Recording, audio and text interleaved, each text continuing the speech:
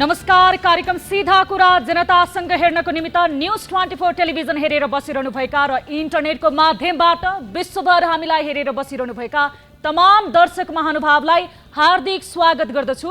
म सम्झना भुजेल। रङहरूको पर्व अर्थात् फागु, विजय उत्सवको स्मरण पनि फागु, सबभन्दा ठूलो र आपसी सद्भाव माया प्रेम साटासाट गर्दै उत्साह एवं उमङ्गमा रमेर मनाउने पर्व हो फागु पूर्णिमा अर्थात् होली। चिर गाडेर दहन गरेपछि पहाड फागुमा रम्छ र चिर दहन अर्थात् होलिका दहनको भोलिपल्ट खुसियाली स्वरूप होलिकाको खरानी धसेर होलीमा रम्छ तराई। देशलाई बाँड्ने यो पवित्र पूर्णिमा सदियौंदेखि आम नेपालीलाई रङहरूको उत्सवमा डुबाउँदै आएको छ। वसन्त ऋतुको आगमनको संकेत स्वरूप मनाइने यो पर्वको उल्लास अलग्गै छ र उमङ्ग पनि पृथक एवं स्वादिलो छ। पिचकारीबाट निस्कने सप्तरङ्गी र चिसो पानीले गर्मीयाम बढ्दै गर्दा दिने आभास पनि अलग्गै हुन्छ। तर यही फागु पर्वमा कुनै समय राजनीतिक समेत मिसाइएको थियो। पहाडमा अघिल्लो दिन र तराईमा भोलिपल्टको दिन विदाको व्यवस्था गरेर देश बाँड्न र भाँड्न खोजेको चर्चा परिचर्चा गरेको थियो। पूर्णिमा पनि कतै 2 दिन पर्छ भन्दै हंगामा पनि मच्चाइयो। राजनीतिक स्वार्थ सिद्ध गर्ने प्रयास पनि गरियो। धेरै भएको छैन। तराईका केही जिल्लालाई पहाडमा गाभेर फागुको विदा र पर्वको व्यवस्था गर्दा ती जिल्लाहरूको विद्रोहको बोली नै बोल्नु परेको थियो। अन्य धेरै कुरालाई स्वीकारला नेपाली समाजले। तर पर्व, परम्परा, संस्कार र संस्कृति माथिको खेलवाडलाई कहिले स्वीकार्दैन। सदियौंदेखि शास्त्र समस्त यो परम्परालाई अलग अलग दिन मनाएर भए पनि फागु र होलीको अर्थ र महत्त्वलाई नेपालीले बचाउँदै आएका छन् र यो परम्परा जुनीसम्म कायम रहिरहनेछ। यसमा कसैको राजनीति कहिले उभिने छैन। कतैको राजनीतिक स्वार्थ र गन्धले कहिले उपस्थिति पनि पाउने छैन। यो पक्का हो र एक ढिक्का नेपालीले परम्पराप्रतिको सम्मान पनि गरेका हुन्। यही फागु पर्वमा कुनै दिन विकृतिको चाङ नभरिएको होइन। फागुमा उपस्थिति जनाएको पछिल्लो पुस्ताको लोला आतंकले एक साता दिन अघिदेखि छोरी चेलीहरू घरबाट निस्कन सक्दैनथे। सप्तरङ्गी पानीको सट्टा उपस्थित जनाएको फोहोर पानीले फागु र होलीलाई नै विकृति बनाएको थियो। तर लगभग 1 दशक टेक्न लाग्यो यस्ता विकृति दृश्यहरू सहरबाट हराएर जाँदा फागुको शास्त्रीय स्वाद सबैले चाख्दै आएका छन्। खुलेर होली सबैले मनाउँदै आएका छन्। तर गत वर्ष पनि कोरोनाको सन्तासले ओझेलमा पार्यो यो पर्वलाई। यसपटक पनि धेरै नेपालीले घरभित्रै थुनिएर मनाउँदै फागु पर्व अर्थात् होलीलाई साथ दिएका छन्। कोरोनाको डर छ सबैलाई, भए पनि उत्तिकै छ सबैलाई। स्वास्थ्य मन्त्रालयले यस होलीमा हुल तथा ठूला जमघटबाट टाढा बसौं, माया बाँडौं, कोरोना होइन भन्दै नारा नै घन्कायो। यो पनि धेरै नेपालीले मानिदिए। फागु पूर्णिमा सडक, चोक र खुल्ला चौरमा हुने ठूला गतिविधि ठप्प भए। न कतै सांकेतिक माहौल गुन्जियो, न त कतै युवाहरूको होहल्ला र होली हंगामा नै चल्यो। तर बसन्तपुरको माहौल भने अर्कै थियो आजको। जतिसुकै सचेतनाको नारा लगाइए पनि चिर गाडेर फागुको स्वागत र चिर जलाएर होलीको विदाई गरिने बसन्तपुरमा भने बाक्लो रूपमा भेला भएका युवाहरूले माहौल नै तताएर छाडे। न त्यहाँ कोरोनाको डर देखियो न त कुनै भय।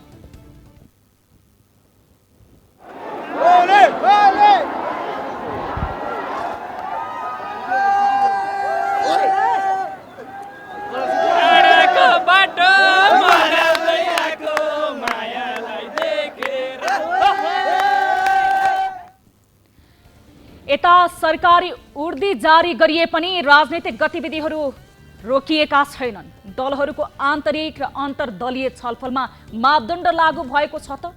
बृहत नागरिक सभाको नाममा भएको अन्तर्क्रिया कार्यक्रम धेरैको उपस्थितिमा खुल्ला भएको देखियो। नेताहरूले जनताको उपस्थिति बिना के भित्तालाई मात्र सुनाउने हो र आफ्ना कुरा? यस्ता कार्यक्रमलाई छुट भने किन? न सामाजिक दूरी न त मुखमा मास्क नै। उता दशरथ रङ्गशालामा हजारौं दर्शकको उपस्थितिमा त्रिदेशीय फुटबल चलेकै छ। धेरै वर्ष प्रतियोगिताको खडेरी लागेको रङ्गशालामा अन्तर्राष्ट्रिय फुटबल प्रतियोगिताको आयोजना हुनु खुसीको कुरा हो। तर सरकारको सूचना रङ्गशालाको गेटसम्म पुग्न सकेन छ।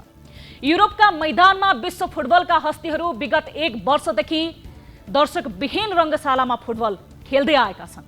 तर दशरथ रङ्गशाला र नेपाली दर्शकले बल्ल पाएको मौका किन छाड्थे र?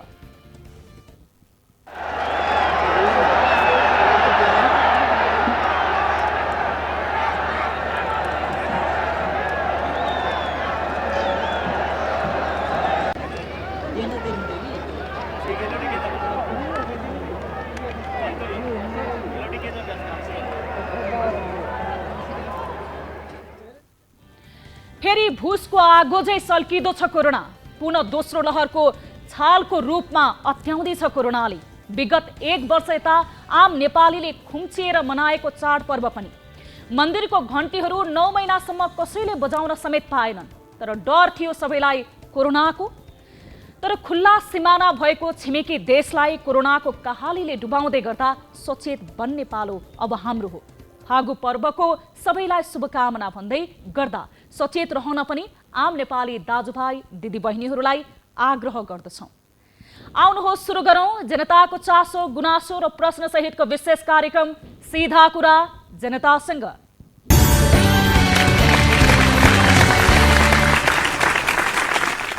दर्शक महानुभाव, स्वागत छ कार्यक्रम सीधा कुरा जनतासँगको अर्को नयाँ एउटा एपिसोडमा।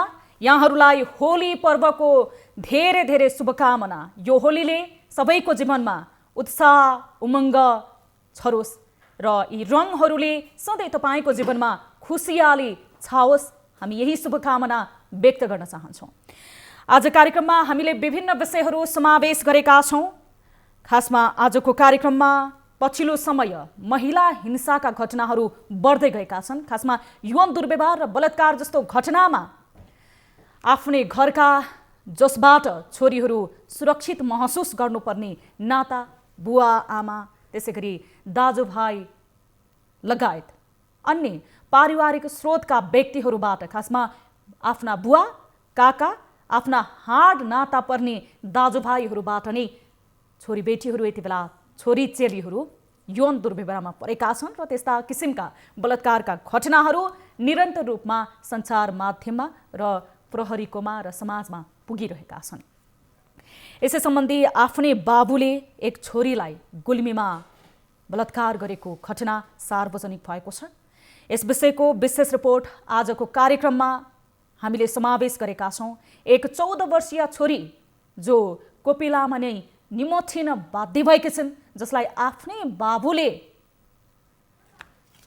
बलात्कार गरेका थिए र करिब उनले 9 महिनाको पेटबाट एउटा छोरीलाई जन्म दिन विवश भएकी छिन्, एउटा बच्चालाई जन्म दिन विवश भएकी छिन्। यो सम्बन्धी रिपोर्ट आजको कार्यक्रममा रहेको छ र हामी सम्बन्धित निकाय, सम्बन्धित व्यक्तिसँग पनि यस विषयमा, यसको कानुनी उपचार लगायत अन्य विषयमा कुराकानी गर्नेछौँ भने हामीसँग अर्को एउटा विषय रहेको छ। खासमा अन्य देशहरूमा, विकसित देशहरूमा महिला स्वास्थ्यसँग जोडिएर हेरिएको विषय, जो महिनावरी हुँदाखेरि महिलाहरूले प्रयोग गर्ने सेनिटाइजर, जसले सेनिटरी प्याडको विषयमा आज हामीले एउटा रिपोर्ट समावेश गरेका छौँ। सेनिटरी प्याडहरू विभिन्न देशहरूमा निःशुल्क वितरण गरिन्छ, तर हाम्रो देशमा सेनिटरी प्याडमा पनि सबैभन्दा धेरै ट्याक्स लगाइएको छ। यो किसिमका सेनिटरी प्याडको विषयमा विरोध पनि भएको थियो। कम ट्याक्स लगाऊ सरकार भनेर केही महिला तथा बुद्धिजीवीहरूले यो किसिममा सरकारलाई ध्यान आकर्षण पनि गराएका थिए यस विषयमा। तर यति बेला त सेनिटरी प्याडमा समेत भ्रष्टाचार भएको एउटा विषय हामीले प्राप्त गरेका छौँ। यस सम्बन्धी रिपोर्ट पनि आजको कार्यक्रममा समावेश गर्नेछौँ भने इटा उद्योग जुन मापदण्ड विपरीत सञ्चालन भइरहेको छ, यो इटा उद्योग रहेको छ झापाको, र यो सम्बन्धी रिपोर्ट पनि आजको कार्यक्रममा समावेश गर्नेछौँ। दर्शक महानुभाव, यस अलावा तपाईहरूसँग हामी प्रत्यक्ष रूपमा टेलिफोन र भाइबर मार्फत जोडिनेछौँ। कार्यक्रम अवधिभर तपाईँले हामीसँग सहकार्य गर्न सक्नुहुनेछ र आफ्नो सहभागिता जनाउन सक्नुहुनेछ। कार्यक्रमको सुरुवात गरौँ गाली र तालीबाट। यसअघि हामीले उठाएको विषय थियो कोरोना महामारीको दोस्रो लहरको जोखिम रोक्न के सरकारले फेरि देशमा लकडाउन नै गर्नुपर्ला भन्ने प्रश्नमा मत जाहेर गर्नुपर्ने थियो, जसमध्ये 38.17% अर्थात् 731 जनाले तालीमा र 61.9% 8.3% अर्थात् 1184 जनाले गालीमा मत जाहेर गर्नुभएको छ। अर्थात् यो मतलाई हेर्ने हो भने कोरोना नियन्त्रणको लागि नेपाल सरकारले लकडाउन गर्नु पर्दैन भन्ने आम मानिसहरूको मत बढी देखिएको छ। अब ताली र गालीको लागि आजको विषय काठमाडौँ विश्वकै प्रदूषित सहर बनेपछि उपत्यकामा गुडिरहेका थोत्रा सवारी साधन हटाउनु पर्ने होइन र? हो भन्नेले तालीमा र होइन भन्नेले गालीमा भोट गर्न सक्नुहुनेछ। भोटिङ सुरु हुन्छ अबबाट। हाम्रो पात्रोको एप्लिकेसनमा गएर ताली र गालीमा आम सरोकारको विषय र जनचासोको विषय, सार्वजनिक महत्त्व राख्ने विषयमा तपाईँले आफ्नो विचार प्रतिक्रिया ताली र गाली मार्फत जनाउन सक्नुहुनेछ। अब लागौं आजको पहिलो विषयतर्फ। घोर कलियुग, जे गर्न हुँदैन त्यही हुन थालेको छ। यो समाजमा पुण्य कर्म धर्मराउँदा पाप चुलिएको छ। नैतिकता हराउँदै जाँदा अनैतिक गतिविधिले शिर उठाइरहेको छ। समाज यति विघन विकृति भरिन थालेको छ कि अब त्यो पापको भाँडो फुट्न मात्र बाँकी छ। भन्न पनि लाज लाग्ने, देखाउन पनि शरम लाग्ने र कुरा गर्न पनि घिन लाग्ने एउटा घटना घटेको छ गुल्मीमा, जहाँ आफ्नै पिताबाट बलात्कृत एक 14 वर्षीय छोरीले छोरालाई जन्म दिएकी छिन्। यस दुनियाँमा धामीको काम गर्दै आएका पापी पिता अहिले प्रहरी खोरमा छन् भने पिताको कुकर्मको शिकार बनेकी छोरी अस्पतालमा। गुल्मीबाट हाम्रा टिभी जर्नलिस्ट प्रेम सुनारले पठाएको यो रिपोर्ट हेर्नुहोस्। गजडीहरूको अखडा नै थियो धामीको घर। छोरीको भेद खुल्छ भन्ने भयले हिरासतमा रहेका पापी बाबुको नाम पनि दिन मानेन प्रहरीले। 15 वर्ष अघि बागलुङको निसी खुलाबाट गुल्मी सदरमुकाम तमघास झरेका ती व्यक्ति धामीको काम गर्दै आएका थिए। आफ्नो घरलाई गजडीहरूको समेत अखडा बनाएका तिनको घरमा छरछिमेकीहरूको आवत जावत पनि शून्य नै थियो। आफ्नै बाबुद्वारा छोरीलाई चाहिँ पटक पटक बलात्कार भएर गर्भरहेको अवस्थामा छ भन्ने कुरा हामीलाई सूचना आएर आइसकेपछि हामीले मेडिकल गर्न पठायौँ। अन्दाज 20 हप्ताको बच्चा छ भन्ने कुरा हामीले थाहा भएको छ र अहिले चाहिँ त्यो केस हामीले बुवालाई नियन्त्रणमा लिएर कानुन बमोजिम अगाडि बढाएको छौँ। अहिले यो चाहिँ म्याथपको लागि अदालत पठाएको छ र म्याथप भएर आउँदै होला। आफ्नै छोरीमाथि विगत 1 वर्षदेखि लगातार बलात्कार। 65 वर्षीय ती पापी पिताले 14 वर्षीय आफ्नी छोरीलाई विगत 1 वर्षदेखि बारम्बार बलात्कार गर्दै आएका थिए। आमा सुतेपछि बाबाले आफूलाई बलात्कार गर्ने गरेको र कसैलाई भने मारिदिने धम्की दिने गरेको बालिकाले रुँदै बताइन्। आफ्नी छोरीको बारेमा थाहा पाएपछि आमाले गुल्मी प्रहरीमा जाहेरी दिने बित्तिकै पिता भनाउँदा पापी पक्राउ परेका थिए। बाबाले धेरै धम्की दिइरहन्थ्यो। मैले जे गरे पनि त्यो मैले पुलिसलाई खबर गर्न सक्दिनँ। खबर गरे पनि मलाई पुलिसले जेल थाना हाल्दैनन्, म यस्तो छु भनेर भन्थे। अस्पतालबाट रिफर गर्न खोज्दा बालिकाले छोरा जन्माइन्। सुरुमा ती बालिकाको पेटमा 20 हप्ताको गर्भ भएको अनुमान गरिएको थियो। अस्पतालका मेडिकल सुपरिन्टेन्डेन्ट डाक्टर उत्तम पाच्यका अनुसार बालिकालाई अस्पतालबाट रिफर गरेर गाडीमा राख्ने क्रममा ती बालिकाले सन्तान जन्माएकी हुन्। अहिले शिशु र सुत्केरी दुवैको अवस्था सामान्य छ। स्थानीयको पहलमा सहयोग सङ्कलन सुरु। पीडित बालिकाको परिवारको आर्थिक अवस्था कमजोर रहेकाले सहयोग सङ्कलन कार्य सुरु गरिएको छ। तँलाई मार्छु, कुट्छु, पिट्छु, अनि मेरो तन्तर मन्तर, उनी धामी लामा जुन थिए तन्तर मन्तरले तिमीलाई म जस्तो पनि गराउन सक्छु। अनि म अन्धो पनि छु। मलाई बाइचान्स कसैले थाहा पाइहालेर गयो भने म 2-3 दिनभन्दा बेसी बस्नु पर्दैन। म छुटिहाल्छु, फेरि म छुटेपछि तिमीलाई बाँकी राख्दैन भन्ने खालको यस्तो त्रासमा राख्यो। घरको हालत पनि दर्दनाक।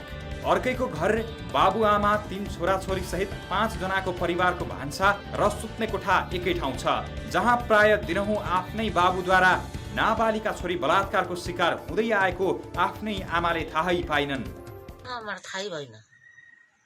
थाहा भएको चाँडै वा काम थाहै भयो, केही थाहै भएन, थाहै पाइनँ। हामी काम गर्नुहुन्थ्यो मैले।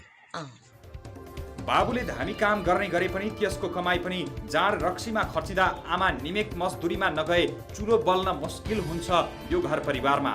उल्टो जेल जाने नै भयो होइन। परिवारको बिचल्ली हुनको कारणले परिवारलाई चाहिँ सहयोग गरिदिने मान्छेले केही राहत भएर तिनीहरूको लागि केही व्यवस्थित गर्ने चाहिँ उनीहरूले केही सुख शान्तिसँग दिन बिताउन सक्थे भन्ने मलाई लाग्छ। भागेर बागलुङ जाँदै गर्दा धामी बाटोमा पक्राउ।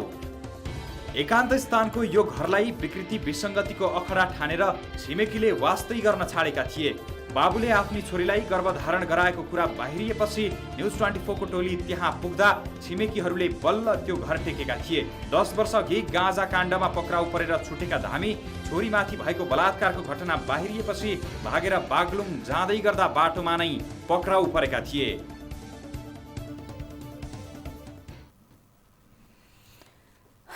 दर्शक महानुभाव, एउटा घोर अपराध गरेका छन् बाबुले, त्यो पनि विभिन्न बहाना बनाएर। छोरीलाई पटक पटक आफ्नै घरमा उनले बलात्कार गरे। त्यही बलात्कार उनले गरेको अपराध स्वरूप यति बेला छोरीले यस दुनियाँमा एउटा बच्चालाई जन्माउन विवश भएकी छिन् र त्यसको बावजुद पनि म अपाङ्ग छु, आँखा देख्दिनँ, म धामी झाँक्री गरेर तँलाई मन्त्र गर्छु, यो लगायतका विभिन्न बहाना गरेर विभिन्न भ्रम देखाएर छोरीलाई उनले पटक पटक बलात्कार गरिरहे।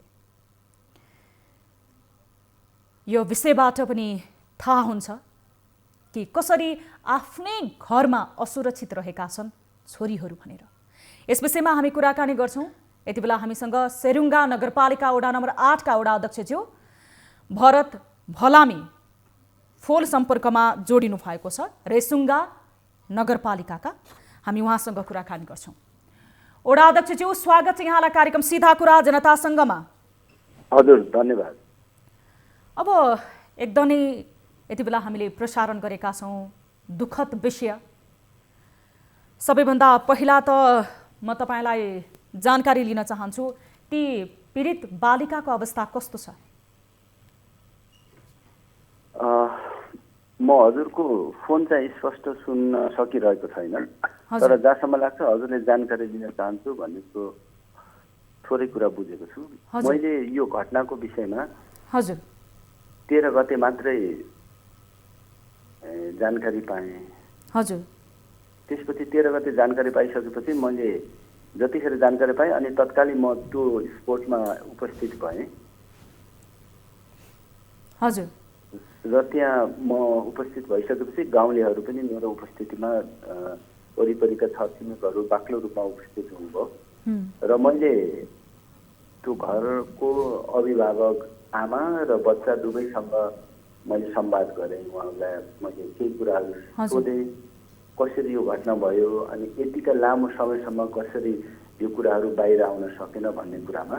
हजुर, अहिले जो आमा बनिरहेकी थिइन् ती बच्ची 14 वर्षकी बच्ची कक्षा 6 मा अध्ययनरत हजुर, आशा बुढा थोकी, बुढा माफ गर्नुहुन, आशा बुढा र आमा दुवैले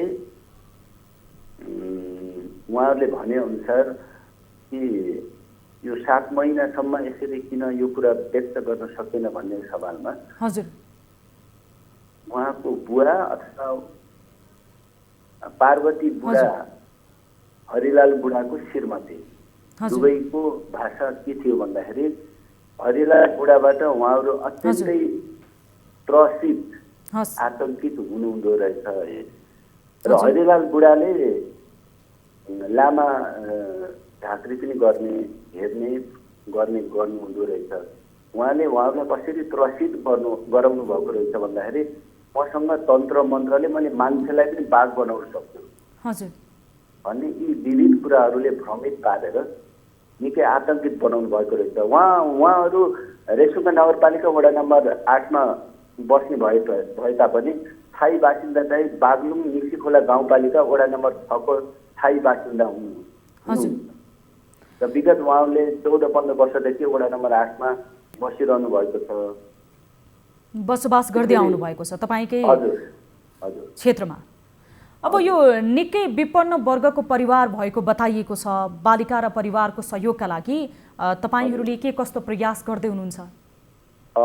यसमा पहिलो प्रायोरिटी हाम्रो प्राथमिकता केमा रह्यो भन्दाखेरि पहिलो त त्यो बच्ची जो अहिले आमा बनिरहेको थिइन् त्यो बच्ची र अनि त्यो बच्चाको कसरी सुरक्षित रूपमा स्वास्थ्य रूपमा हामीले उहाँलाई सुरक्षित बनाउने भन्ने सन्दर्भमा थियौँ र भोलि नै हामीले प्रमुख जिल्ला अधिकारीको नेतृत्वमा अहिले अब त्यो बच्ची र बच्चालाई कसरी व्यवस्थापन गर्ने भन्ने सन्दर्भमा जुटिरहेका छौँ। यद्यपि यो बिचमा मलाई थुप्रै सामाजिक सङ्घ संस्थाहरूले फोन गर्नुभएको छ र उहाँलाई हामीले सहयोग गर्न तयार छौँ, तत्पर छौँ भन्ने कुराहरू मलाई 4-5वटा सङ्घ संस्थाहरू, सामाजिक सङ्घ संस्थाहरूबाट के अरे आश्वासन आइरहेको छ। फोनमा हामीले संवाद गरिरहेका छौँ र भोलि कसरी उहाँलाई व्यवस्थापन गर्ने भन्ने सन्दर्भमा यहाँ गुल्मी जिल्लाको तङगा सदरमुकाममा रहेको गुल्मी सङ्घ पत्रकार महासङ्घ लगायतका विभिन्न सङ्घ संस्थाहरूसँग प्रमुख जिल्ला अधिकारीको नेतृत्वमा हामीले बैठक गर्दैछौँ। हजुर, अब यो ठिक छ, अब पीडकलाई यसभन्दा अगाडि पनि गाँजा काण्डमा पक्राउ गर्दा पनि अब गाउँलेहरूले नै छुटाएका रहेछन्। यस्तो अपराधीमाथि निगरानी किन राख्नु भएन, किन छुटे भनेर पनि यति बेला गुनासो हुन सक्छ। ती बालिकाको प्रश्न पनि उठिरहेको छ।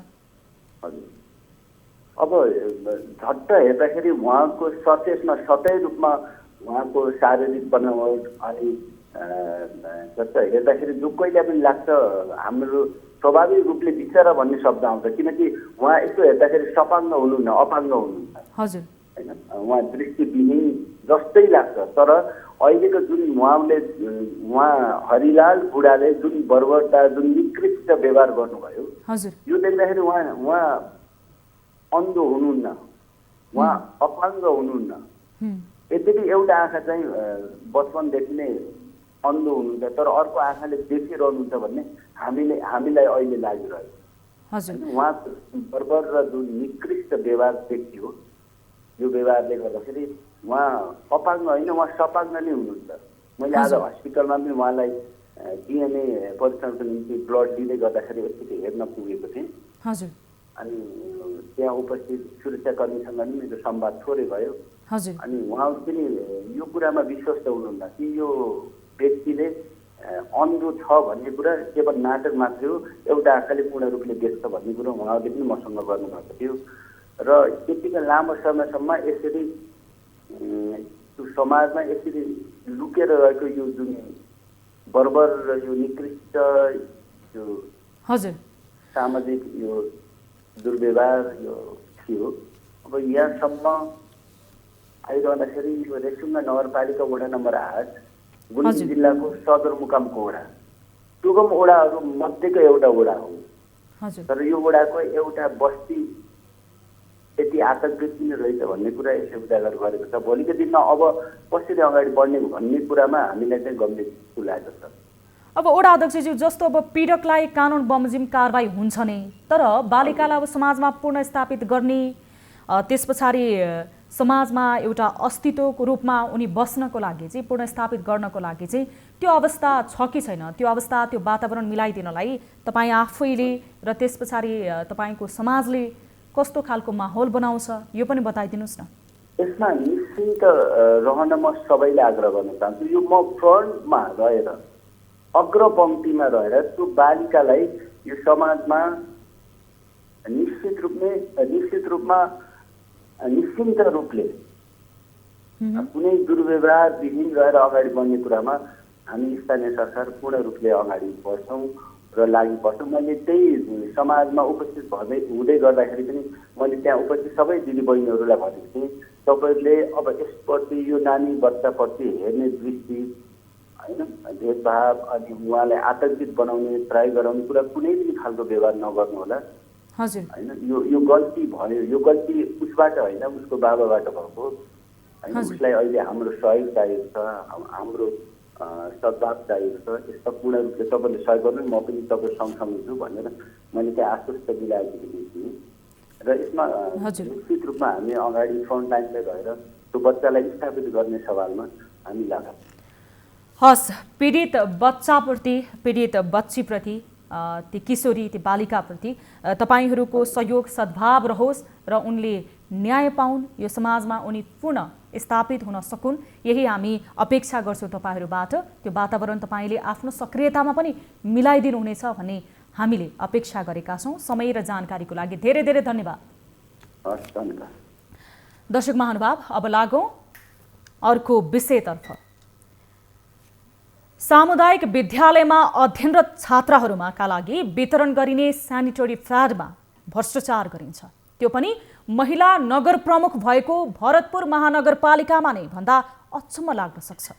करिब 20 लाख रुपैयाँ महँगोमा सेनिटरी प्याड किनेर मिलेमतोमा रकम बाँडफाँड गर्ने तयारी महानगरपालिकाका जनप्रतिनिधि र कर्मचारीले गर्न लागेको महानगर स्रोतले जनाएको छ।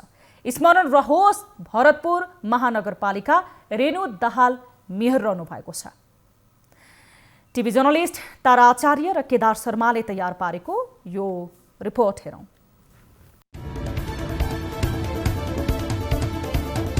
भरतपुर महानगरको यो बोलपत्र आह्वान र अनलाइन बिडिङ।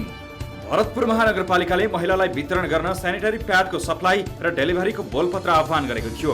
6वटा सप्लायर्स र उद्योगहरूले उक्त बोलपत्रमा अनलाइन बिडिङ गरेका थिए। सार्वजनिक खरिद ऐन 2063 को दफा 27 अनुसार सबैभन्दा कम दर रेट हाल्नेलाई आशय पत्र दिनुपर्नेमा 5औं नम्बरको महँगो बोलपत्र बिडिङ गर्ने कम्पनीलाई भरतपुर महानगरपालिकाले ठेक्का सम्झौताका लागि 2077 साल फागुन 27 गते सूचना निकालेको छ। करिब 20 लाख महँगो दरमा बिडिङ गर्ने सेफ्टी हाइजिन प्रणालीसँग भरतपुर महानगरपालिकाले सेनिटरी प्याड खरिद गर्न लागेको खुलेको छ। सेनिटरी प्याडका लागि कुन सप्लायर्सले कति मूल्य तोके? सेनिटरी प्याडका लागि जास्मिन हाइजिन प्रोडक्ट्सले 56,53,652 रुपैयाँ, life care sanitary and napkin उद्योग एन्ड सप्लायर्सले 57,13,164 रुपैयाँ, जय माता दी सेनिटरी उद्योगले 59,11,538 रुपैयाँ र हेल्पिङ मल्टिपर्पज प्रणालीले 63,47,960 रुपैयाँको टेन्डर हालेको थियो। यसैगरी सोफ्टी हाइजिन प्रणालीले 75,58,040 रुपैयाँ र राचेल इन्टरनेसनलले 78,95,275 रुपैयाँको दरभाउ पत्र बुझाएको छ। 20 लाख बढी मूल्य राख्ने सप्लायर्ससँग सम्झौता। सार्वजनिक खरिद ऐन अनुसार सबैभन्दा सस्तो मूल्य राखेको जास्मिन हाइजिनले टेन्डर पाउनुपर्ने हो। उसको योग्यता, क्षमता र सारभूत रकम नमिलेको भए दोस्रो कम मूल्य राखेको लाइफ केयर सेनिटरीले ठेक्का पाउनुपर्ने हो। तर दोस्रो कम मूल्यको ठेक्का हाल्ने मात्र होइन, तेस्रो जय माता दी सेनिटरी उद्योग र चौथो हेल्पिङ मल्टिपर्पजलाई पछि पार्दै करिब 20 लाख रुपैयाँ बढी ठेक्का रकम हालेको 5औं नम्बरको सोफ्टी हाइजिन प्रणालीले ठेक्का हात पारेको छ। उसलाई सम्झौताका लागि भरतपुर महानगरपालिकाले सूचना प्रकाशित गरी बोलाएको छ। हेर्नुहोस् तस्बिर।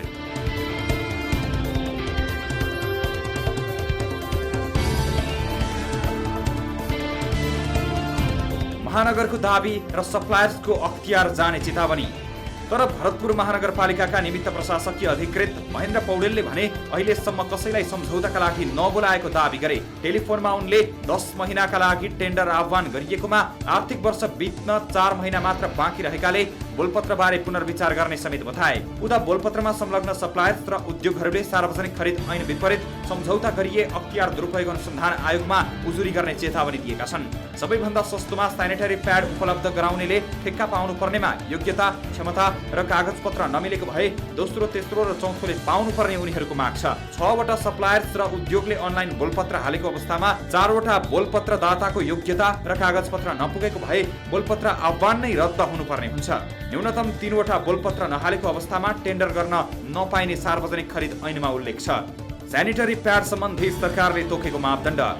सरकारले सेनिटरी प्याड सम्बन्धी 12 बुँदे न्यूनतम मापदण्ड तोकेको छ। न्यूनतम मापदण्ड नपुगेको सप्लायर्स र उद्योगले टेन्डर नै भर्न नपाउने स्थिति छ। यसैगरी प्रत्येक स्थानीय तहमा सेनिटरी प्याडको वितरण तथा व्यवस्थापन कार्यका लागि अनुगमन गर्न स्थानीय तहको उपप्रमुखको संयोजकत्वमा व्यवस्थापन समिति नै गठन गरिएको हुन्छ। भरतपुर महानगरपालिकामा उपप्रमुख पनि महिला नै हुनुहुन्छ। पार्वती शाह ठकुरी संयोजकत्वको सेनिटरी प्याड वितरण तथा व्यवस्थापन समिति रहेको भरतपुर महानगरपालिकामा सामुदायिक विद्यालयका छात्राहरूले प्रयोग गर्ने सेनिटरी प्याडमा भ्रष्टाचार गरिनु अर्को विडम्बना भएको छ। दर्शक महानुभाव, पैसा भएका जति क्षेत्रमा अब भ्रष्टाचार कहीँ कतै नहुने ठाउँ नै छैन। यसरी महिलाहरूले प्रयोग गर्ने सेनिटरी प्याडमा समेत अनियमितता भएको छ, भ्रष्टाचार भएको छ, त्यो पनि भरतपुर महानगरपालिकामा। यो विषयमा हामीले थप बुझ्नका लागि भरतपुर महानगरपालिकाकी मेयर रेणु दाहाललाई सम्पर्कको प्रयास गरेका थियौँ। उहाँले आफूसँग आज समय नभएको बताउनु भएको छ र पन्छिनु भएको छ। उहाँ पूर्व सांसद मात्र होइन, माओवादी केन्द्रकी अध्यक्ष प्रचण्डकी छोरी पनि हुनुहुन्छ। यहाँ किन जोडिएको हो भने यो विषय उहाँ एक प्रभावशाली महिला भएको कारण पनि महिलाकै लागि बोल्न नखोज्नुले चिन्ता थपेको छ हामीले उपमेयर पार्वती शाह ठकुरीसँग पनि कुरा गर्ने प्रयास गरेका थियौँ, तर उहाँले पनि आफूले नबुझेको विषय भएकाले बोल्न नसक्ने भन्दै पन्छिनु भएको छ। नेताजीहरू, जनताको प्रश्नमा तपाईहरू किन भाग्दै हुनुहुन्छ? त्यसमाथि महिलासँगै सरोकार राख्ने विषयमा नेतृत्वमा दुवै महिला भएको महानगरबाट यो बदमासी किन? यो आम प्रश्न रहेको छ। यद्यपि यति बेला हामीसँग टेलिफोन सम्पर्कमा महानगरपालिकाका प्रमुख प्रशासकीय अधिकृत महेन्द्र प्रसाद पौडेल जोडिनु भएको छ। हामी उहाँसँग कुराकानी गर्नेछौँ। उहाँ निमित्त प्रमुख प्रशासकीय अधिकृत हुनुहुन्छ। सर, स्वागत छ यहाँलाई कार्यक्रम सीधा कुरा जनता संगम। हजुर, धन्यवाद। अब सार्वजनिक खरिद ऐन 2063 विपरीत गएर तपाईहरूले किन बढी कबोल गर्नेलाई ठेक्का सम्झौता गर्नुभयो भन्ने चासोबाट नै सुरु गरौँ। म त आश्चर्यचकित भएँ कि यहाँहरूले सम्झौता गर्नुभयो भनेर भन्नुभयो। हामीले सम्झौता नै गरेकै छैनौँ र त्यो ठेक्का त्यो टेन्डर प्रक्रिया हुन त म अहिले प्रमुख प्रशासकीय अधिकृत अवकाश निवृत्तपछि सेवानिवृत्त हुनुभएपछिको यो पछिल्लो फागुन 1 गतेबाट मैले निमित्त प्रमुख प्रशासकीय अधिकृतको जिम्मेवारी केही समयको लागि सम्हालेको। तर पनि हामीले त्यो टेन्डर प्रक्रियाको जुन अगाडि बढेको थियो, विगत कार्तिकबाटै प्रक्रिया अगाडि बढेको थियो, जुन डकुमेन्टको खरिद प्रक्रिया थियो त्यसलाई हामीले चाहिँ बदर गरिसकेका छौँ र हामीले अब त्यो यहाँहरूले भन्नुभएको जस्तो त्यसको एउटा चाहिँ त क्वालिटी गर्न पठाएका थियौँ। त्यसको ल्याब टेस्टले पनि त्यो तोकिएको शिक्षा मन्त्रालयले अनुसूचीमा जारी गरेको मापदण्ड हुबहु पालना भएको देखिएन भने अर्कोतिर सेनिटरी प्याड हामीले सुरुमा चाहिँ जुन अमाउन्टमा चाहिँ हामीले चाहिँ टेन्डर गरेका थियौँ। अब त्यो प्रक्रिया अगाडि बढ्दै जाँदाखेरि अब आर्थिक वर्षको पनि करिब 3.5 महिनाको अवधि मात्रै बाँकी रहेको कारणले गर्दाखेरि पनि त्यो अमाउन्टमा हामीलाई नचाहिने र अर्को यहाँले अघि भन्नुभएको जस्तो यो प्रक्रियागत हिसाबले हेर्दाखेरि पनि अब पहिलो दोस्रो उनीहरूको चाहिँ र जुन हामी 5औं नम्बरसम्म पुग्दाखेरि चाहिँ जुन अध्ययन गरिएको थियो तिनीहरूमा चाहिँ जुन अन्तर त्यो देखियो। त्यो कारणले पनि हामीले त्यो क्वालिटीमा चाहिँ केही कुराहरू जुन टेन्डर डकुमेन्ट सबै कुरालाई अध्ययन गरेर हामीले महेन्द्र सर थोरै रोके। तपाईँले बदर गरिसक्यौँ भन्नुभयो, अब सूचना प्रकाशित त गर्नुभएको छैन। तपाईँहरूले बोल कबोलको सूचना चाहिँ प्रकाशित गर्नुहुन्छ आफ्नो वेबमा महानगरपालिकाको, अनि बदर गरेको सूचना चाहिँ प्रकाशित गर्नुहुन्न। प्रक्रिया यति अगाडि पुगिसकेको छ, तपाईँले भनेको र हामीले प्रसारण गरेको रिपोर्टमा कहाँ तालमेल मिल्दैन सर? अब यो त यहाँहरूले हामीलाई पहिला यो बताउनुभन्दा अगाडि यस विषयमा चाहिँ सम्झौता भएको सूचना खोइ त सर, बदर गरेको सूचना तपाईसँग छ सर? तपाईँको महानगरपालिकासँग आधिकारिक तपाईँको वेबसाइटमा छ सर? मैले निर्णय गरे 2-3 दिन अगाडि मात्रै त्यो निर्णय गरेको छु। अब त्यो सूचना निकाल्ने कुरो चाहिँ साथीहरूले त्यो शाखाले खरिद इकाइले सूचना निकाल्ने कुरा चाहिँ झुट सर। तपाईँहरू यो बहानाबाजीको लागि मात्र यो औपचारिकता निभाइरहनु भएको छ सर। 3 दिन अगाडि सर, सुविधा राख्नु जरुरी छैन महेन्द्र सर। हजुर, 3 दिन अगाडि तपाईँहरूले गरिएको निर्णय 3 दिन पछिसम्म पनि एउटा सूचना प्रकाशित गर्न सक्नुहुन्न भने तपाईँहरू के को महानगरपालिकाको कर्मचारी हौँ, महानगरपालिकामा हामी जनताको सेवा गर्न बसेका हौँ भनेर गर्व गर्नुहुन्छ? यसो त्यसलाई चाहिँ अब कुनै पनि काम चाहिँ प्रक्रियागत हिसाबले गर्दाखेरि 1-2 दिन लाग्ने कुरा सहीकै हो। त्यो चाहिँ अब मलाई फेरि मैले सूचना निस्केको छैन भनेर पनि भनेको छ। मैले निर्णय त्यो बदर गर्ने र अर्को प्रक्रियाबाट पुनः चाहिँ हामीलाई चाहिने एमाउन्टमा चाहिने क्वान्टिटीमा मात्रै चाहिँ मन्त्रालयबाट पनि बजेट कोभिडको कारणले यो सेनिटरी प्याडको बजेट पनि कटौती भएर आएको छ। सुरुमा जुन हामीलाई राखिएको थियो त्यसमा बजेट घटेर आएको छ एकातिर, अर्कोतिर हामीलाई चाहिने क्वान्टिटी पनि कम भएको कारण देखाएर मैले नै यसको बदर गर्ने गरी फाइलमा चाहिँ त्यो निर्णय गरेको छु। र त्यसपछि चाहिँ त्यो कुरा चाहिँ अब जानकारी सायद मलाई अब सूचना दिएको पनि हुनसक्छ, दिन अब भोलि अथवा दिने प्रक्रियामा चाहिँ नपुगेको पनि हुनसक्छ, अथवा साइटमा नराखिएको राख्न नभ्याएको हुनसक्छ। तर राखिएको छैन पनि म अहिले भन्दिनँ। अब त्यो जुन जिम्मेवार शाखाले चाहिँ त्यो कुराको सूचना राखेको नराखेको चाहिँ मैले अब अहिले भर्खर आज मलाई बिदाको दिन फोन आयो र मैले त्यो कुरा चाहिँ यहाँलाई अहिले एस्योर गर्न सकिनँ। तर निर्णय हामीले चाहिँ त्यो बदर गरिसकेको बदरको निर्णय भएको कुरा चाहिँ म यहाँलाई जानकारी गराउन चाहन्छु। त्यो चाहिँ मेरो आफ्नो हातबाट भएको र मैले पनि त्यो सबै परामर्श लिएर खरिद इकाइसँग परामर्श लिएर मैले त्यसलाई चाहिँ बदर गरिसकेको छु। अब महेन्द्र सर, सुरुवाती चरणमै जाउँ। जब तपाईँहरूले टेन्डर आह्वान गरिसके पछाडि त्यहाँ तपाईँहरूले अन्य जो टेन्डरको लागि त्यहाँ आह्वान गरेका कम्पनीहरू थिए तिनीहरूलाई छनौट गर्ने क्रममा नै 20 लाख बढी मूल्य तिरेर यो के आधारमा त्यो कम्पनीलाई छनौट गर्न खोजिएको हो, यो पनि एकचोटि प्रश्न बनाइदिनुहोस् त। तपाईँहरू त बदर नै गरिसकेको भनेर दाबी गरिरहनु भएको छ, यसले त देखाउँछ ठाडो रूपमा यहाँ भ्रष्टाचार गर्न खोजिएको हो भनेर। होइन, त्यस्तो चाहिँ मलाई मेरो हकमा मैले चाहिँ निमित्त प्रमुख प्रशासनिक अधिको जिम्मेवारी सम्हालिसकेपछिको कुरा चाहिँ मैले यहाँहरूलाई स्पष्ट गरेँ। पहिला प्रक्रियामा थियो, त्यो निर्णय भइसकेको थिएन।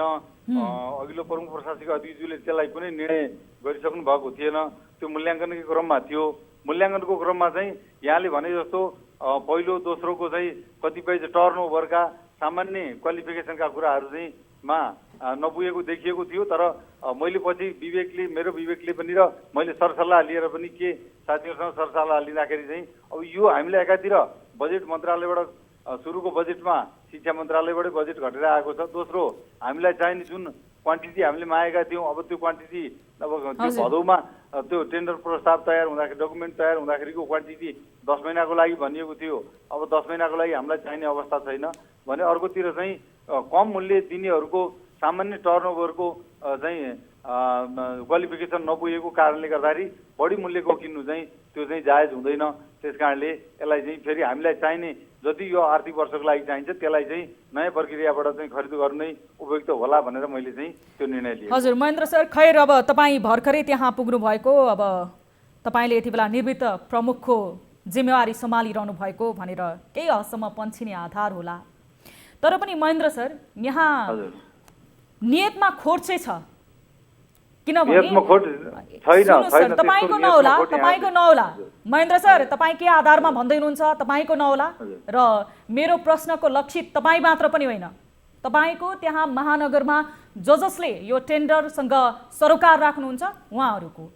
अब जुन महानगरपालिकामा मेयर र उपमेयर दुवै महिला भएको ठाउँ महिलाहरूकै प्रयोजनका निम्ति खरिद गरिने सामग्रीमा यस्तो ठुलो भ्रष्टाचार हुन्छ भने यो माफी योग्य छ?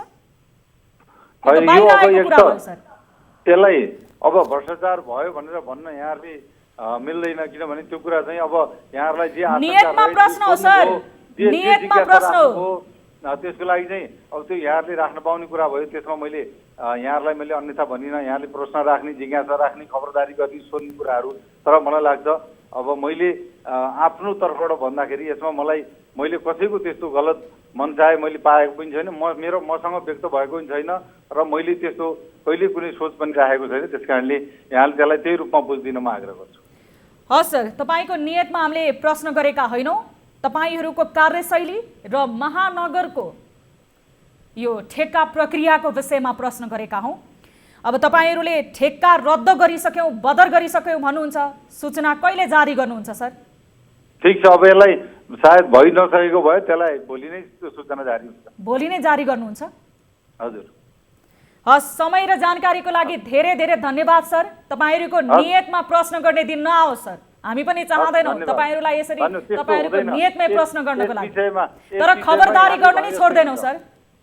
यस विषयमा यहाँले भनेको जस्तै हुन्छ, नियतमा हाम्रो कुनै चाहिँ त्यस्तो बदनियत रहेको छैन र यसको सूचना ननिस्केको भए भोलि नै निस्किन्छ। जिज्ञासा राखिदिनु भयो, यहाँहरूले चासो राख्नुभयो, यसको लागि यहाँहरूलाई धन्यवाद। हस्, समय र जानकारीको लागि धेरै धेरै धन्यवाद। हामी यो विषयलाई पूर्ण फलोअप गर्नेछौँ र तपाईँसँग पनि जोडिनेछौँ। दर्शक महानुभाव, जुन महानगरपालिकामा मेयर र उपमेयर दुवै महिला छन्, जसले महिला हक हितको लागि, महिला स्वास्थ्यको लागि आवाज उठाउँछन्, तर त्यही महानगरपालिकामा यसरी स्यानिटरी प्याडमा समेत भ्रष्टाचारको गन्ध आएको छ। यद्यपि भ्रष्टाचारको गन्ध कसरी आएको छ भन्दाखेरि हामीले निवृत्त प्रमुखले त बताउनु भयो बदर भइसकेको छ भनेर, तर जहाँ बोल कबोलको ठेक्का प्रक्रियाको महानगरपालिकाले सूचना जारी गर्छ आफ्नो वेबसाइटमा, तर बदर गरेको सूचना जारी गर्दैन। 3 दिन भयो उहाँहरू छलफलमा हुनुहुन्छ अरे बदर भएको, तर सम्भव भएसम्म भोलिसम्म उहाँहरूले सूचना प्रकाशित गर्छौँ हामी यो ठेक्का प्रक्रिया बदर भएको भनेर जानकारी गराउनु भएको छ। यस विषयमा हामी फलोअप गर्नेछौँ र खबरदारी गर्न निरन्तर छोड्ने छैनौँ। अहिले भने कार्यक्रम सिधा कुरा जनतासँगमा पालो भएको छ एकछिन छोटो ब्रेकको।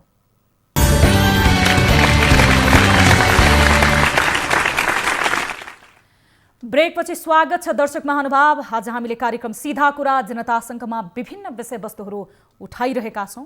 यसै सन्दर्भमा अन्य विषयवस्तुहरू पनि हामीसँग बाँकी रहेका छन्। खासमा आम सर्वसाधारणहरूसँग जनताहरूसँग सरोकार राख्ने विषयहरूलाई प्रत्यक्ष रूपमा आम मानिसको जीवनमा असर पुर्याउने र प्रत्यक्ष रूपमा जोडिने विषयहरूमा हामीले निरन्तर रूपमा एउटा समन्वयनको काम गरिरहेका छौँ।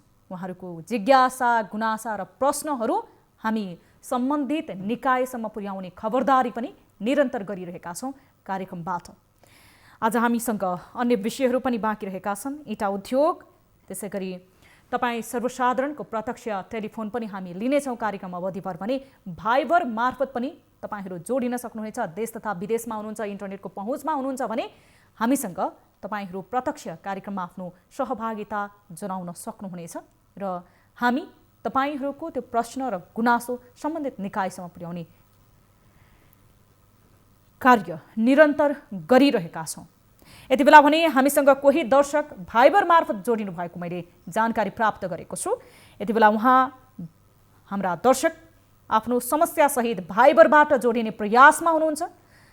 हामी उहाँसँग उहाँको समस्या के रहेछ सुन्ने प्रयास गर्दैछौँ। नमस्कार, कहाँबाट को बोल्दै हुनुहुन्छ? हेलो, नमस्कार। कहाँबाट को बोल्दै हुनुहुन्छ? यहाँको शुभ नाम? हजुर, मेरो विष्णु थापा। विष्णुजी, तपाईँ आफ्नो कुनै समस्या केही जिज्ञासा छ भने हामीलाई सुनाउनुहोस्। के का लागि सम्झनु भयो? हजुर, यो अर्घाँची जिल्लाको यो सुपादेउराली नजिकै तिनपाने भन्नेमा एउटा चुनढुङ्गा उत्खनन सुरु भइरहेको छ। हजुर, त्यो निकै अव्यवस्थित रूपमा छ। त्यहाँ निकै ठुलो भ्रष्टाचार पनि भइरहेको छ। त्यो 2053 साल त्यति बेला राजाशाही थियो। त्यति बेला त्यहाँका सोझा जनताहरूलाई कपट गरेर त्यहाँ एउटा लाइसेन्स दिएको थियो। लाइसेन्स दिइसकेपछि त्यो 2-4 जना त्यहाँका मालिकहरू पनि ट्रान्सफर हुनुभयो। ट्रान्सफर भएर पनि अहिलेसम्म त्यहाँ त्यो उहाँ अहिले कुनै न वडा कार्यालयमा कुनै समन्वय छ, न नगरपालिकामा कुनै समन्वय छ, कतै पनि समन्वय छैन उहाँको। अनि करोडौँको भ्रष्टाचार पनि भइरहेको छ त्यहाँ, जसका सञ्चालक इन्द्र बानिया हुनुहुन्छ। उहाँ नेपाली काङ्ग्रेस कट्टर गद्दावर नेता हुनुहुन्छ। हजुर विष्णुजी, हजुर, अब तपाईँले बताए अनुसार त्यहाँ अर्घाखाँची जिल्लामा अवैध रूपमा उत्खनन भइरहेको रहेछ। तपाईँले हामीलाई यो गुनासो सुनाउनु भयो, यो जिज्ञासा राख्नुभयो। अब सम्बन्धित निकायसँग तपाईँले कुनै प्रतिक्रिया लिने कोसिस गर्नुभयो? कसको संलग्नतामा भइरहेको हो, कसले अनुमति दिएको हो? हजुर, यो नेपाल सरकारले 2056 सालमा जति बेला नेपालमा राजा शासन चालु थियो, राजाको सरकार थियो, त्यति बेला दिइसकेपछि अब त्यसकै बेला कति घटनाक्रमहरू देशमा बदलिए। त्यसपछि अब लोकतन्त्र आयो। त्यसपछि पनि त्यसमा समीक्षा हुनुपर्छ। त्यति बेला सोझा साझा जनताहरूलाई फकाएर त्यहाँको त्यो एउटा पहाडलाई लिजमा दिएको थियो। त्यसपछि पनि अझ अहिले पनि उहाँहरूले त्यो मिलेमतोमा राजनीतिक अब उहाँ इन्द्र बानिया भन्ने अब प्रदेश नम्बर 1 का उहाँ सञ्चालक, भूगर्भ सिमेन्टका सञ्चालक उहाँ हुनुहुन्छ। उहाँले अब राजनीतिक सेटिङहरू मिलाएर त्यहाँका अब कुनै जनताहरूलाई अब त्यहाँ केही अब आश्वासन लालच दिएर केही जनताहरूलाई, केही पक्षहरूलाई जनताहरूलाई आश्वासन लालच दिएर उहाँले सञ्चालन गरिरहनु भएको छ। अनि उहाँले एकचोटि हाम्रो ठाउँमा मलाई पनि त्यहाँको स्थानीयहरूले समिति बनाएर त्यसबारेमा के दिने, के गर्ने गाउँले भनेर। हजुर, अब जस्तो केही समय अगाडि मात्र गृह मन्त्रालयले परिपत्र जारी गरेको थियो सिडिओहरू मार्फत स्थानीय प्रशासनलाई अवैध रूपमा कुनै पनि खानी, त्यसै गरी अन्य विभिन्न खनिज पदार्थहरूको अवैध उत्खनन भइरहेको छ भने त्यसलाई तुरुन्तै रोक्नको लागि निर्देशन दिएको थियो। त्यहाँ चाहिँ स्थानीय प्रशासनको सक्रियता कस्तो पाउनु भएको छ? स्थानीय प्रशासन कुनै पनि मौन छ। अब राजनीति अब वडा कार्यालय मौन छ, अब उनीहरू नगरपालिका नि मौन छ। हरेक कार्यमा जस्तै आफ्नो जिल्लाभित्र आफ्नो क्षेत्रभित्र जस्तै वडा कार्यालयले चासो राख्ने पर्ने समस्या हो, तर त्यसमा वडा कार्यालय पनि कुनै चासो राखेको छैन, नगरपालिकाले कुनै चासो राखेको छैन, इभन जिल्लाले पनि कुनै चासो राखेको छैन त्यो यस विषयमा।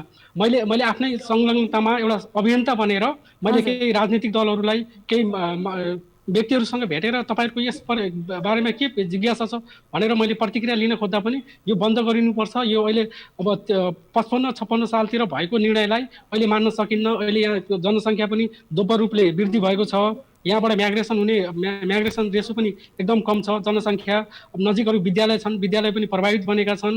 अब म आफै त्यहाँका स्थानीयहरूले मलाई चाहिँ संयोजक बनाएर एउटा कमिटी पनि बनाउनु भएको थियो। कमिटी बनाउँदाखेरि त्यो इन्द्रबानियाले त्यो कमिटीलाई नै हाइज्याक गरिदिनु भयो। उहाँहरूका त्यही कमिटीका मेम्बरहरूलाई हाइज्याक गरेर उहाँले अब आफ्नो केही अब लालच केही दिएर उहाँहरूले हाइज्याक गरिदिनु भयो। उहाँले मलाई योसम्म धम्की दिनुभयो कि मलाई अदालतमा मुद्दा हाल अथवा अख्तियारमा जता लगे पनि म केही गर्न सक्दिनँ, मसँग पावर छ भनेर उहाँबाट इन्द्रबानिया अब पार्लियामेन्टको मेम्बरले समेत यसरी धम्की दिइसकेपछि आम जनताहरूले के विश्वास गर्ने, यहाँको न्याय कसरी छ, एउटा व्यवस्थित कसरी छ भनेर कसरी विश्वास गर्ने? होइन, म एउटा एजुकेटेड व्यक्ति हुँ, होइन, म आफै एउटा अब ल र कानुनको विषयमा पढिरहेको व्यक्तिले अब यहाँ EI का रिपोर्टहरूमा एउटा कुनै पनि अब त्यो पालना अब कार्यान्वयन भएका छैनन्। अब त्यस्तो अवस्थामा अब देशमा अब कसरी एउटा भ्रष्टाचार त अब कयौँ अब मैले आफै नै प्रमाणित सहित अब कति त्यहाँका गएका टिप्पर एउटा रोयल्टी दिनु बुझाउनु पर्ने त्यो पनि छैन। जस्तै अब नगरपालिकाले भन्छ जस्तै वार्षिक रेन्यु हुँदाखेरि एउटा नगरपालिकाले पनि आफ्नो हजुर ठिक छ, तपाईँले भन्न खोजेको कुरा हामीले करिब करिब बुझ्यौँ। अब हाम्रा टिभी जर्नलिस्ट जो अर्घखाँचीमा हुनुहुन्छ उहाँ मार्फत यो विषयलाई हामी विस्तृत रूपमा रिपोर्ट बनाउनेछौँ र उहाँको ध्यान आकर्षण पनि गराउनेछौँ र सम्बन्धित निकायसँग हामी यो विषयमा विस्तृत कुराकानी पनि गर्नेछौँ र यो विषयमा हाम्रो ध्यान आकर्षण भएको छ। समय र जानकारीको लागि धेरै धेरै धन्यवाद। दर्शक महानुभाव, यति बेला भाइबर मार्फत हाम्रा दर्शक जोडिनु भएको थियो र उहाँको गुनासो हामीले सुन्यौँ र अर्घखाँची स्थित हाम्रा टिभी जर्नलिस्टलाई पनि यो विषयमा विस्तृत रूपमा बुझ्न र स्थलगत रूपमा रिपोर्टिङ गर्नको लागि हामी ध्यान आकर्षण गर्नेछौँ र अनुरोध गर्नेछौँ। यसबारे थप वास्तविकता हामी बुझ्ने प्रयास गर्नेछौँ। अब लागौँ अर्को विषयतर्फ। धान खेतीका लागि झापा नेपालकै सबैभन्दा उर्वर भूमि मानिन्छ। झापाको यही गुणका कारण सरकारले झापाका केही स्थानीय तहलाई धानका लागि सुपर जोन पनि घोषित गर्यो। तर सरकारको घोषणामा मात्र सीमित हुँदै गर्दा धानका लागि उर्वर भूमिको मलिलो माटो मास्ने काम पनि तीव्र बनेको छ। धान खेतीका लागि सुपर जोन घोषित दक्षिण भारतको कचन कवोलमा इटा उद्योगीले खेती योग्य जमिन खरिद गरी जथाभावी माटो खन्दा त्यहाँका किसान चिन्तित बनेका छन्। स्थानीयको गुनासोका आधारमा तयार पारिएको यो रिपोर्ट हेरौँ।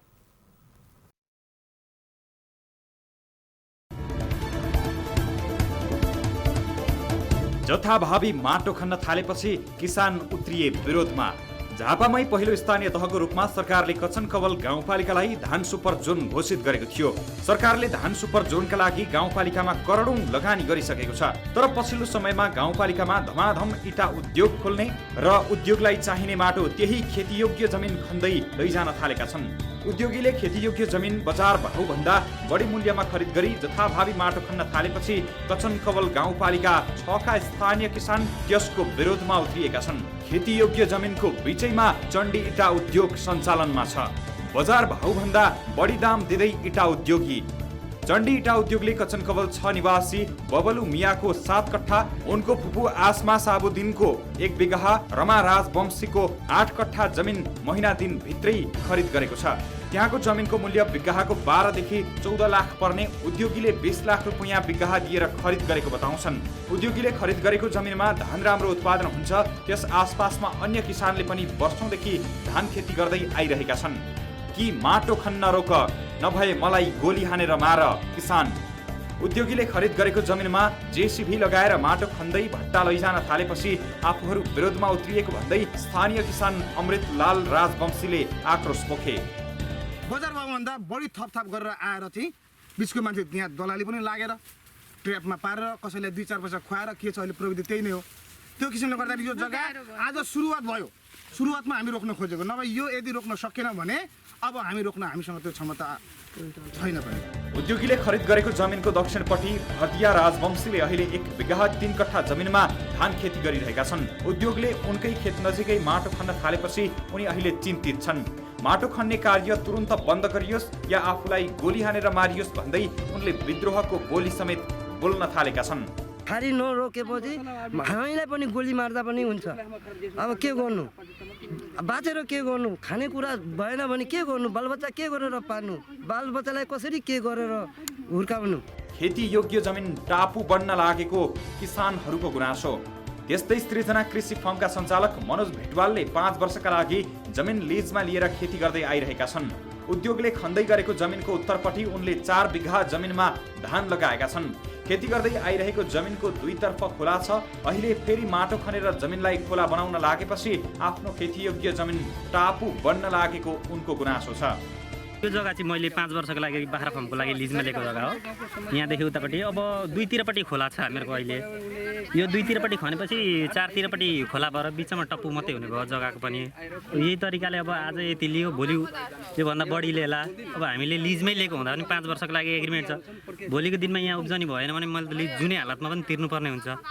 अब यो लिज मैले कहाँबाट तिर्ने, मेरो घरबाट तिर्ने या कुन तरिकाले तिर्ने। हामीले राति अब हामीले कुट्यो भने हामी कहाँ भाग्ने, कसरी बाँच्ने। अनि पुलिसले भन्नु भएन यस विषयमा? पुलिसले मिलेको छ भने पासपोर्ट खोल्न पाउँछ अरे, माछा पालन गर्न सक्छ अरे, छोडिदिनु। जनप्रतिनिधिहरू किन मौन? किसानहरूको जमिन नजिकै रहेको उतारचोक खोला पनि चण्डी इटा उद्योगले जथाभावी खनेर माटो लगेको स्थानीयको आरोप छ। सरकारको जमिनमा उद्योगीले जेसीबी चलाउँदा पनि जनप्रतिनिधिहरू कसैले केही नबोलेको स्थानीय किसान कर्णसिंह राजवंशीको आरोप छ। यो खोला यो नेपाल सरकारको जग्गा हो नि त। अब नेपाल सरकारको जग्गा खनेर लानुभएको छ। इटा भट्टाको विरोध गर्नु तुक न तर्कको इटा व्यवसायी। यता चण्डी इटा उद्योगका विष्णु घिमिरे भने अरूले खेतीयोग्य जमिन खन्दा केही नहुने, आफूले खन्दा विरोध गर्नु जायज नभएको तर्क गर्छन्। जथाभावी खनेको राम्रो खनेको नखने तपाईँले पनि हेरेर आउनुभयो। 30 फुट सिमाना छोडेर खनेको छ होइन, स्थानीयहरूमा 5 फुट छोडेर खन्छन् होइन। मैले 30 फुट छोड्दा पनि जथाभावी भयो भने मेरो भन्नु केही छैन। न्याय माग्न किसान गाउँपालिकाको न्यायिक समितिमा उद्योगीले जथाभावी खेतीयोग्य जमिन खन्न थालेपछि स्थानीय किसानहरूले न्याय पाऊँ भन्दै कचनकवल गाउँपालिकालाई लिखित निवेदन दिएका छन्। किसान कार्तिक राजवंशी, भर्दिया राजवंशी, यादव प्रसाद दाहाल, अमृतलाल राजवंशीले चैत 4 गते गाउँपालिकाको न्यायिक समितिलाई न्याय दिलाइ पाऊँ भन्दै निवेदन बुझाएका हुन्। उद्योगले मनपरी ढङ्गले खेतको माटो खनेर मापदण्ड विपरीत लैजानु र मलिलो जमिनलाई रुखो बनाउने कार्य गर्ने उद्योगलाई कारबाही गर्नुपर्ने उनीहरूको माग छ। दर्शक महानुभाव, झापा जहाँ धानको लागि सरकारले सुपर जोन घोषणा गरेको क्षेत्र, त्यहाँ अहिले अवैध रूपमा इटा उद्योगहरू सञ्चालन गरिएका छन्, जहाँ खेतीयोग्य जमिन नै मासेर र त्यो इटा उद्योग सञ्चालन गर्ने व्यक्तिहरू फेरि त्यही समाजका गने मानेका, त्यही समाजले भोट दिएर निर्वाचित गरेका जनप्रतिनिधिहरू नै रहेका छन्। यो सम्बन्धी हामीले रिपोर्ट प्रसारण गर्यौं भने यस विषयमा हामी विस्तृत बुझ्नको लागि हामीले अन्जरासँग कुराकानी गर्न खोजेका थियौं। अन्जरा आलम हुनुहुन्थ्यो, उहाँ अध्यक्ष कचनकवल गाउँपालिका झापाका। यद्यपि उहाँले यति बेला उहाँलाई हामीले सम्पर्क गर्दा उहाँको मोबाइल स्विच अफ भएको छ। उहाँको समेत लगानी रहेको हामीले जानकारी प्राप्त गरेका छौं। त्यो अवैध रूपमा मापदण्ड विपरीत सञ्चालन भइरहेको इटा उद्योगमा, जसले खेतीयोग्य उर्वर भूमिलाई यति बेला बगरमा परिणत गर्ने सम्भावना रहेको छ। धानको लागि उर्वर भूमि मानिएको झापामा यही गुणका कारण सरकारले झापालाई, विभिन्न क्षेत्रलाई सुपर जोन समेत धानको लागि भनेर घोषणा गर्यो। तर त्यो घोषणामा मात्र सीमित बनेको छ। उर्वर भूमि मासिँदै गएको छ, त्यसमा पनि जनप्रतिनिधिहरू नै संलग्न छन्। उर्वर भूमि मास्नको लागि र मापदण्ड विपरीत इटा उद्योग सञ्चालन गर्नको लागि उद्योगीहरूले खेतीयोग्य जमिनलाई खरिद गर्ने र जथाभावी माटो खन्दाखेरि त्यहाँका किसानहरू चिन्तित बनेका छन्, जसले गर्दा त्यहाँको वातावरणमा असर परेको छ। त्यही किसानहरूको, त्यही स्थानीयहरूको आरोपको आधारमा, त्यही दुखेसोको आधारमा हामीले यो रिपोर्ट प्रसारण गरेका हौँ र सम्बन्धित व्यक्तिलाई हामीले पटक पटक टेलिफोन सम्पर्क गर्न खोजिरहेका थियौँ। अन्य व्यक्तिहरूलाई पनि यति बेला सम्बन्धित गाउँपालिकाका अध्यक्षज्यूको टेलिफोन अफ भएको छ। यद्यपि यो विषयलाई हामी फलोअप गर्नेछौँ। आजको लागि कार्यक्रम सीधा कुरा जनतासँगको निर्धारित समय सकिएको छ। दर्शक महानुभाव, तपाईहरूले हामीलाई थप न्युजको लागि हाम्रो वेबसाइट www.news24nepal.com हेर्न नभुल्नुहोला। यस्तै तपाईहरूले हामीलाई 1660 011 2424 98 015 72424 98 84 011 037 मा कल गर्न र भाइबर मार्फत हामीसँग जोडिन सक्नुहुनेछ। फेसबुक, ट्विटर र युट्युबबाट पनि हामीसँग तपाईहरू प्रत्यक्ष रूपमा जोडिन सक्नुहुनेछ। पाएक वर्ष सम्भव छ र नेपाल भित्रै हुनुहुन्छ, काठमाडौँ उपत्यकामा हुनुहुन्छ भने तपाईहरू हाम्रो कार्यालय पानी पोखरीमा आएर हामीलाई प्रत्यक्ष रूपमा भेट्न पनि सक्नुहुनेछ आफ्नो गुनासो सार्नको लागि। हामी निरन्तर न्युजमा छौँ। कार्यक्रम सीधा कुरा जनतासँगबाट म सम्झना भुजेल बिदा माग्दछु। नमस्ते।